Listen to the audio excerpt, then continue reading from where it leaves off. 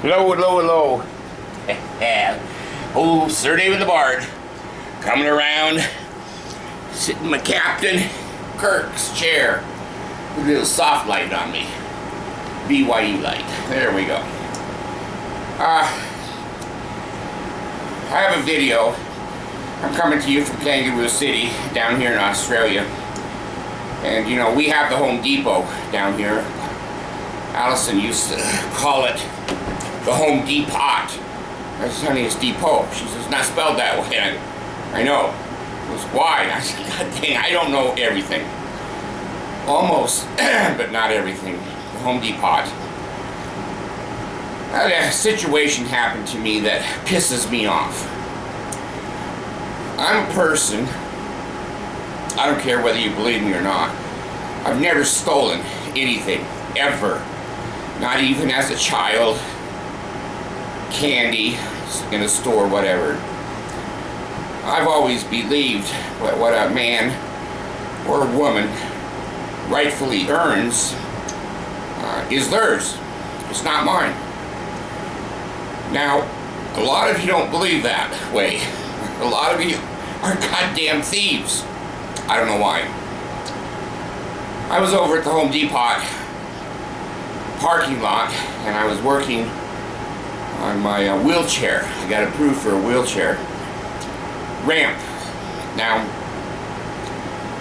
these days when I work, I can only work about 2 minutes. Then I have to sit down. 2 minutes and I have to sit down.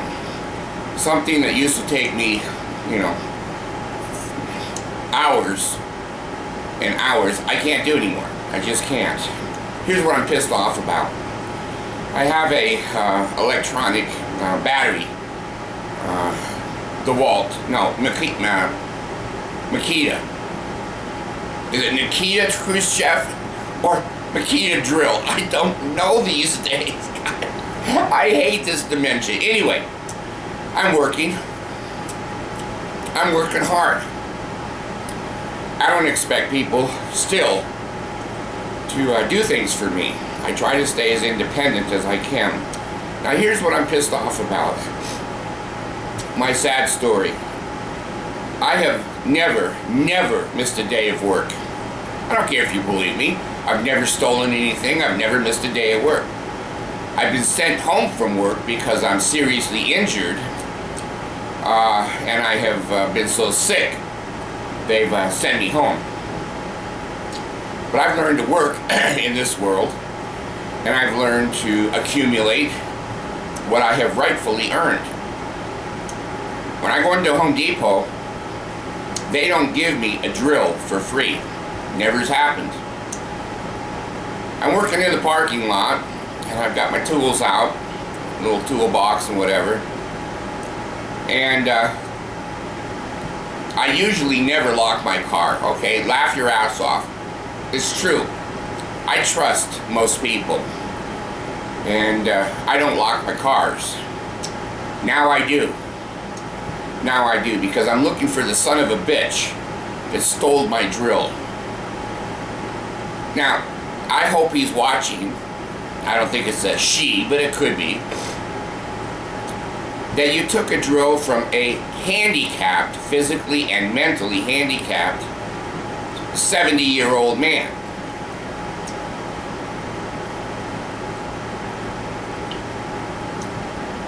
That's a coward. That's a coward. That's taking candy from a baby.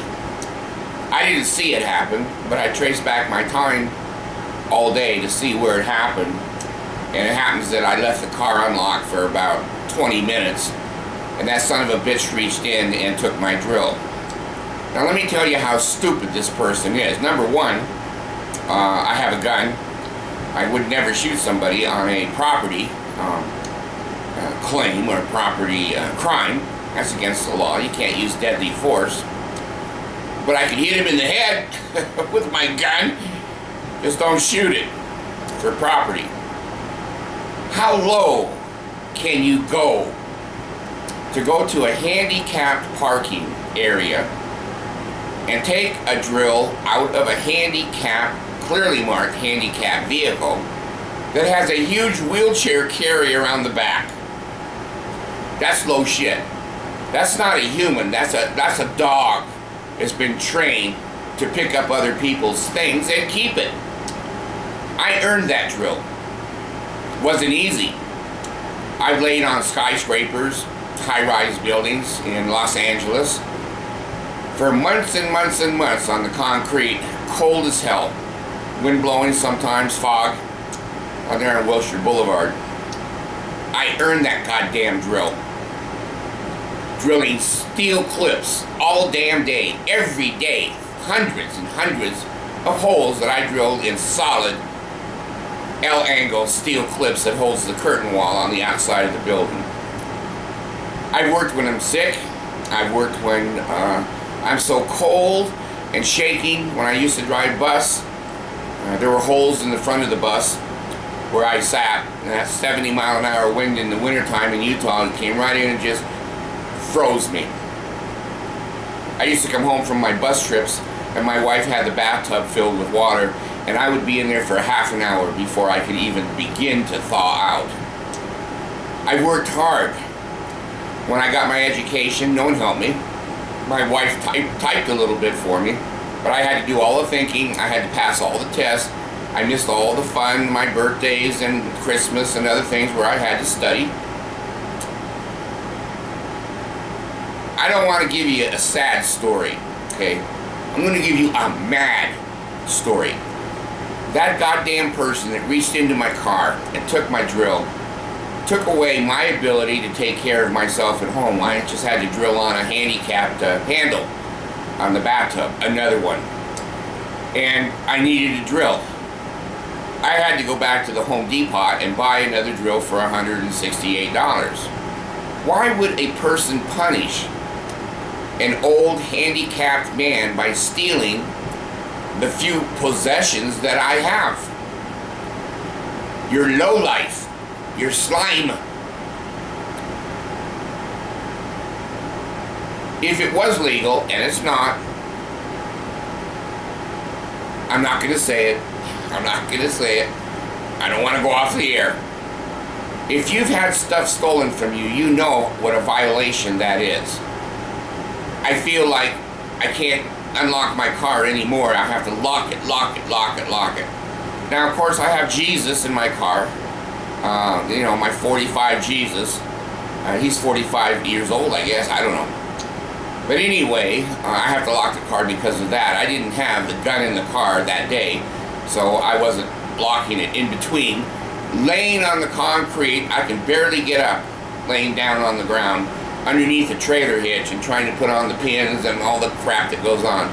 And some son of a bitch came along and just kicked the shit out of this puppy. Just kicked the shit out of this puppy.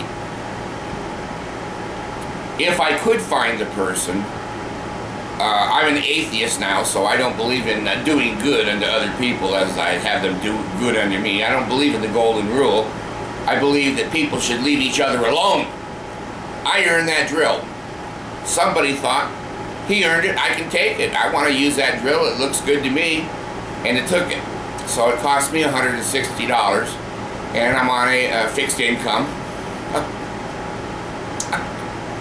The mafia fixed my income, called Social Security. Anyway, I know what it feels like now to have something stolen from me. I thought I'd lost it. I blame myself, because that's the way the Mormon Church always taught me. If anything goes wrong, it's my fault. It wasn't my fault. Everything else I had. Now here's how stupid this person is. Number one, without a charger, that drill is only going to work for about 45 minutes, and then it's going to have a dead battery. The charger is more expensive than the drill. Was he going to go through the parking lot and try to find a charger for it? That other old people are laying on the concrete trying to put a wheelchair holder up on a car and say, excuse me, I need to borrow or keep your charger. I stole this drill from that old guy over there. Now I'm going to get your charger. Well, I'd like him to get my charger.